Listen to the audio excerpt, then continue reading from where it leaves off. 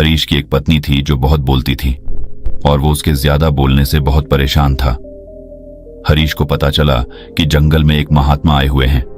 वह अपनी पत्नी को उनके पास लेकर जाता है और कहता है कि मुनिवर, कृपा करके आप इसे समझाइए, ये बहुत बोलती है।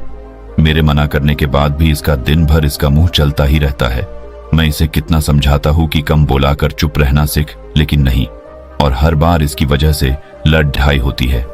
महात्मा मुस्कुराए और बोले, मैं तुम्हें इस बात को एक कहानी की मदद से समझाता हूं। मेरा गुरु का एक शिष्य था जो बहुत बोलता था। वह हर समय इधर उधर की बातें करता था और कभी शांत नहीं रहता था। जब वह दान लेने के लिए जाता तो हर घर से एक नई कहानी लेके आता और आश्रम के दूसरे शिष्यों को सुनाता, और एक शिष्य की दूसरे से बुराई करता, चुगली करता और दूसरों के सामने अच्छा बनने का प्रयास करता और खुद के मुंह से ही खुद की तारीफ करता रहता और हमेशा खुद को गुरु के सामने सबसे बुद्धिमान और उत्तम साबित करने का प्रयास करता। वह खुद को सभी शिष्यों से अलग और श्रेष्ठ मानता था। उसका कहना था कि मैं एक अमीर घर का बालक, अगर मैं चाहता तो एक आरामदायक और सुविधाओं से भरा जीवन जी सकता, लेकिन मैं वह सब छोड़ कर यहाँ आ गया क्योंकि मुझे खोज करना, खुद को जानना है, जीवन को जानना है। एक दिन गुरु ने आश्रम के सभी शिष्यों को बुलाकर कहा, आप सभी को अगले 1 महीने के लिए कोई न कोई संकल्प लेना होगा। इससे आपकी संकल्प शक्ति मजबूत होगी और आप में आत्मशक्ति का संचार होगा। आप सभी अपने सामर्थ्य के अनुसार कोई भी संकल्प ले सकते हैं, और यदि 1 महीने से पूर्व आप में से जिसका भी संकल्प टूट जाएगा तो वह अपनी पुरानी दिनचर्या में वापस आ सकता है। सभी शिष्यों ने अपनी शक्ति के अनुसार संकल्प लिए और गुरु को अपने अपने संकल्प के बारे में बताकर वहां से चले गए। लेकिन वह शिष्य जो खुद को सबसे अलग दिखाना चाहता था, वह सीधे गुरु की कुटिया में पहुंच गया और बोला, मैं कोई छोटा मोटा संकल्प नहीं लेना चाहता, बल्कि खुद की ही जैसे एक और महान संकल्प लेना चाहता हूं। कृपया आप ही बताएं मुझे क्या संकल्प लेना चाहिए। उसकी यह बात सुनकर गुरु मुस्कुराए बोले, क्या तुम मेरे द्वारा दिए गए संकल्प को पूरा कर पाओगे? क्या तुम्हारे लिए उसे पूरा करना संभव होगा? शायद नहीं, वह तुम्हारे लिए संभव नहीं। तुम उसे पूरा नहीं कर पाओगे, इसीलिए तुम खुद ही कोई संकल्प ढूंढो। शिष्य ने कहा, नहीं गुरुदेव, आप जो भी संकल्प मुझे देंगे मैं जरूर उसे पूरा करूं। गुरु ने कहा, ठीक है, तो तुम अगले 1 महीने तक चुप रहो, मुंह से एक शब्द भी नहीं निकालोगे, यही है तुम्हारा संकल्प। शिष्य ने कहा, गुरुदेव, यह भी कोई संकल्प है? ये तो बहुत ही आसान है। आप कोई संकल्प दीजिए जो मेरी योग्यता के बराबर हो। गुरु ने कहा, पहले तो तुम इस संकल्प को तो पूरा करके दिखाओ। शिष्य ने गुरु की बात मान ली और वह उसी समय चुप हो गया और पलटकर कुटिया से बाहर चला गया। उसे चुप रहना बहुत आसान लग रहा था। उसने एक दिन तो जैसे तैसे चुप रहकर काट लिया, लेकिन दूसरे दिन से उसके मन में ना बोलने का बोझ बढ़ने लगा और तीसरे दिन उसे भारीपन महसूस होने लगा और चौथे दिन उसके अंदर एक अजीब सी बेचैनी होने लगी, क्योंकि आसपास आश्रम के सभी शिष्य एक दूसरे से बातें कर रहे थे। वह भी अपना पक्ष उनके सामने रखना चाहता था, उनकी बोलती बंद कर देना चाहता था, लेकिन उसका संकल्प उसके आ रहा था, इसीलिए वह पूरे दिन सिर्फ और आंखें बनाता। इसी तरीके से कुछ दिन और बीते और वह शिष्य बीमार पड़ गया। उसका सिर फटा जा रहा, उसका खाने पीने तक का मन नहीं था, वह सिर्फ बोलना चाहता था। वह गुरु के पास गया और उनके सामने बैठकर लिखकर उन्हें बताया, गुरुदेव, मैं बोलना चाहता हूँ, बिना बोले मुझे सांस नहीं आ रही है, मेरा दम घुटता जा रहा है, मैं अंदर ही अंदर पागल हुआ जा रहा हूँ, मैं क्या करूँ? संकल्प तो डर दूं क्या? ये पढ़कर गुरु मुस्कुराए और बोले, मैं संकल्प ढाने के लिए नहीं होते, लेकिन जो अपने संकल्प को पूरा कर लेता है वह अपनी आंतरिक शक्ति को बढ़ाता है, और जो अपनी आंतरिक शक्ति को बढ़ा लेता है वो समाज और जागृति की राह पर आगे बढ़ जाता है। संकल्प का लेना भी तुम्हारे हाथ में था और इसे तोड़ना भी तुम्हारे हाथ में है। तुम्हारे बहुत से भाई अपने संकल्प को तोड़कर अपनी पुरानी दिनचर्या पर वापस आ चुके हैं। अगर तुमसे नहीं हो पा रहा तो तुम भी संकल्प तोड़कर अपनी पुरानी दिनचर्या पर वापस जा सकते हो। लेकिन याद रहे, अगर आज तुम इस छोटे से संकल्प को नहीं संभाल पा रहे तो तुम अपनी बाकी की पूरी जिंदगी को कैसे संभाल सकोगे? बाकी फैसला पूरी तरह से तुम्हारे हाथों में है। गुरु की यह बात उस शिष्य के दिल में चोट कर गए। वो बिना कुछ बोले वहां से वापस चला गया और खुद को अपनी कुटिया में बंद कर वह केवल अपने जरूरी कामों के लिए ही कुटिया से बाहर निकलता, बाकी सारे समय कुटिया के अंदर ही बैठा रहा। 15 दिन बीत चुके थे और आश्रम के लगभग सभी शिष्यों का संकल्प अब तक टूट चुका था, लेकिन उसका संकल्प अभी भी जारी था। संकल्प लेने के बाद से अब तक उसने एक शब्द भी नहीं बोला। सारा आश्रम हैरान था कि इतना बोलने वाला इंसान चुप कैसे हो। 15 दिन बीतने के बाद वह दोबारा अपने गुरु के पास गया और लिखकर बताया है, गुरुदेव, मैं बाहर से तो चुप हूं, लेकिन मेरे भीतर बहुत सी आवाजें हैं, बहुत सी चीख पुकार और शिकायतें हैं। मैं अंदर ही अंदर बात करता रहता हूं। मेरा मन तरह तरह के प्रश्न पूछता है। मैं बाहर से जितना मोर, भीतर से उतने ही शोर शराबे से भरा। क्या इस तरह से मेरा संकल्प अभी भी है? गुरु ने कहा, हाँ, तुम्हारा संकल्प अभी भी जारी है, लेकिन जब तक लोगों की ये आवाजें तुम्हारे कानों में पड़ती रही, तुम्हारा मन बोलता रहेगा, क्योंकि इसे तो आदत है। तुम भले ही बाहर से चुप रहो, लेकिन तुम अंदर ही अंदर बोलते रहोगे। तुम्हें इन बातों से, इन आवाजों से दूर जाना चाहिए। शिष्य गुरु को प्रणाम कर वहां से चला जाता है और सुबह होते ही अपनी कुटिया छोड़ जंगल की तरफ चला जाता है। कई दिन बीत जाते, संकल्प का समय भी पूरा हो जाता है, लेकिन शिष्य लौटकर नहीं आया। आश्रम में सभी को डर था कि कहीं जंगली जानवर ने उसे खाना लिया हो। इस बीच उसे ढूंढने की बहुत कोशिश की गई, लेकिन वह कहीं नहीं मिला। गुरु भाइयों ने मान लिया था कि जंगली जानवरों ने उसे अपना शिकार बना लिया है, लेकिन गुरु को ऐसा नहीं लगता।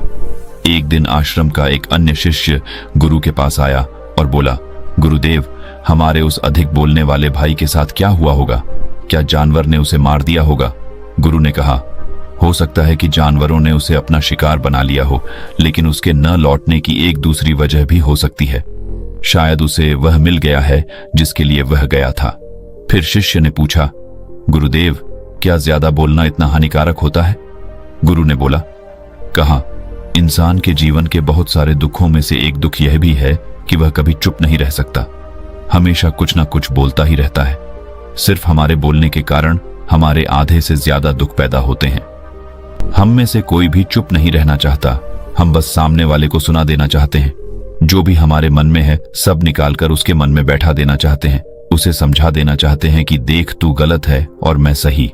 इस तरीके से सुनने और सुनाने का यह काम जिंदगी भर चलता रहता है, लेकिन इस नासमझी में हम अपना समय, अपना जीवन, अपनी समझ और सबसे महत्वपूर्ण अवकीमती पल जो जिए जा सकते हैं, जिनको अनुभव किया जा सकता है, जिनमें आनंद को प्राप्त किया जा सकता है, यह सब खो देते हैं। लेकिन इसके बदले हमें मिलता क्या है? कुछ नहीं, सब व्यर्थ और बर्बाद हो जाता है। शिष्य ने पूछा, तो फिर इसका समाधान क्या है? गुरु ने कहा, पूरी जागरूकता के साथ अपने विचारों को देखना, यही एकमात्र तरीका है। सारी मानसिक समस्याओं का वर्तमान में रहकर चिंतन करना, पूरी जागरूकता के साथ अपना काम करना जिंदगी में चमत्कारिक बदलाव ला देता है। उसके बाद वह शिष्य गुरु से अपने प्रश्नों का उत्तर पाकर उनको प्रणाम करके वहां से चला गया। उस शिष्य को आश्रम छोड़ ढकर गए 3 महीने का समय बीत चुका था, लेकिन उसकी कोई खबर नहीं। अब तक तो सभी गुरु भाइयों ने भी उसके वापस लौटने की उम्मीद छोड़ी, लेकिन एक दिन वह आश्रम लौट आता है। लेकिन अब वह नहीं था जो यहां से गया था, वह कुछ और ही बनकर वापस आया था। उसके अंदर एक गजब का बदलाव महसूस किया जा सकता था। उसके चेहरे पर एक गजब का ठहराव और आंखों में बनी शांति थी। आश्रम में आते ही सभी गुरु भाइयों ने उसे चारों तरफ से घेर लिया और बातें करने लग गए। वह भी अपने गुरु भाइयों से बातें करने लगा। उससे बात करने वाले सभी ने यह अनुभव किया कि अब वह पहले जैसा उतावला और बातूनी नहीं रह गया था। उसके मुंह से एक एक शब्द बहुत ही सुलझे हुए और मधुरता के साथ निकल रहे थे। थोड़ी देर तक गुरु भाइयों से बात करने के बाद वह सीधा गुरु की तरफ चला गया। उसने गुरु के चरण छुए और कहा, गुरुदेव, क्या मैं अब भी मौन हूं? क्या अब भी मेरा संकल्प जारी है? गुरु ने कुछ देर तक शिष्य की आंखों में बड़े ध्यान से देखा और कहा, हां, तुम अब भी मौन हो। तुम्हारे मुंह से एक भी शब्द निकल नहीं रहा और तुम्हारा संकल्प अभी भी जारी है। शिष्य ने कहा, गुरुदेव, जब मैं आश्रम से गया तो मैं मुंह से तो चुप था, लेकिन मेरे अंदर बहुत सी आवाजें थी। मन में बहुत से प्रश्न थे और वह बंद नहीं हो रहे थे, तो मैं जंगल में चला गया, इस उम्मीद से कि वहां मुझे शांति मिलेगी और मेरे मन की बकबक कम हो जाएगी। लेकिन मैं जितना एकांत में जाता गया, मेरे अंदर की आवाज उतनी ही तेज होती गई। मेरे भीतर की पुरानी से पुरानी आवाज मुझे सुनाई देने लगी। तब जाकर मैंने महसूस किया कि मैं कितना गलत कर रहा था। जब मैं अपने परिवार वालों, दोस्तों को और गुरु भाइयों को बुरा भला कहता था तो उस समय मुझे लगता था कि मैं सही कह रहा हूं। जब मैं गुरु भाइयों की एक दूसरे से चुगली करता था और उनका मजाक बनाता, तब भी मुझे यही लगता था कि मैं उनसे बेहतर हूं और मैं सही कर रहा हूं। लेकिन उस दिन मैंने पहली बार महसूस किया कि मैं कितना गलत बोलता था। काफी दिनों तक ये आवाजें, ये शिकायतें मेरे अंदर चलती रही, लेकिन धीरे धीरे करके एक दिन ये सारी आवाजें मेरे अंदर से समाप्त हो गई। अब मैं भीतर से भी मौन हो गया। उस घने जंगल में बाहर से कोई बोलने वाला था नहीं और भीतर कोई आवाज बची ही नहीं थी, और मैं उस दिन पहली बार मौन का सही अर्थ समझा। मेरे चारों तरफ बहुत शांति थी। हालांकि अभी भी कुछ आवाजें आ रही थीं जो पहले भी आती थीं, लेकिन मैं उन्हें सुन नहीं पाता था। पर अब वह सभी आवाजें मुझे स्पष्ट रूप से सुनाई दे रही थीं। हवा के चलने की आवाज, चिड़ियों के चहकने की आवाज और पानी के बहने की आवाज। ये सभी आवाजें मैंने पहली बार पूरे होश पूर्वक सुनी। अपने चारों तरफ इतनी शांति मैंने पहले कभी महसूस नहीं की थी। तो इस शांति को भंग करने के लिए मैंने पहली बार अपने मुंह से कोई शब्द निकाला। मैं चिल्लाया, हे ईश्वर, ये कैसी शांति है? सभी कुछ इतना शांत क्यों है? ऐसा क्या हो गया? लेकिन मेरे चिल्लाने के बाद भी शांति भंग नहीं हुई। सब कुछ पहले जितना ही शांत था, बाहर भी और भीतर भी।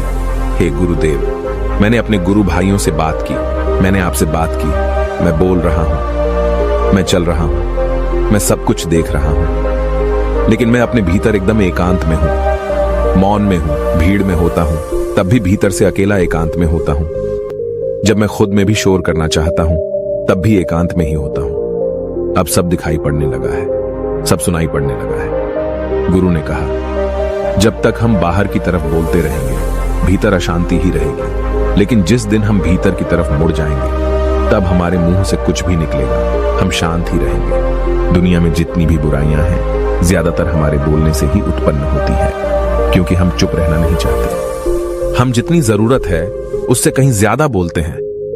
हम सामने वाले को सुनना नहीं चाहते, बल्कि उसकी बोलती बंद कर देना चाहते हैं। उसे समझा देना चाहते हैं कि मैं कौन हूं, मैं क्या कर सकता हूं, और यही हमारी जिंदगी का मकसद बनकर रह जाता है। हमारी सारी ऊर्जा व्यर्थ के बोलने में बर्बाद होती रहती है। ऐसे ही समाज में लोगों का जीवन दुखों से भर जाता है, जो हमेशा एक दूसरे को सुनाने में लगे रहते हैं। कभी एक दूसरे को सुनना नहीं चाहते, समझना नहीं चाहते, और चुप रहना तो उन्होंने कभी सीखा ही नहीं, क्योंकि चुप रहना उन्हें छोटा महसूस करवाता है। दुनिया की सभी लड़ाइयों का कारण हमारा बोलना ही है।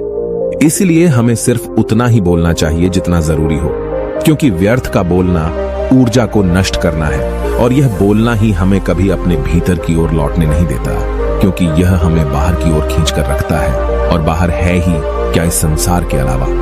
लेकिन अगर अपने भीतर के संसार की ओर मोड़ना है, तो इस मुंह को बंद ही रखना चाहिए। इसीलिए जितने भी बुद्ध हुए, आत्मज्ञानी हुए, वह सभी एकांत की ओर भागे, ताकि उन्हें ज्यादा न बोलना पड़े, ज्यादा सुनना न पड़े।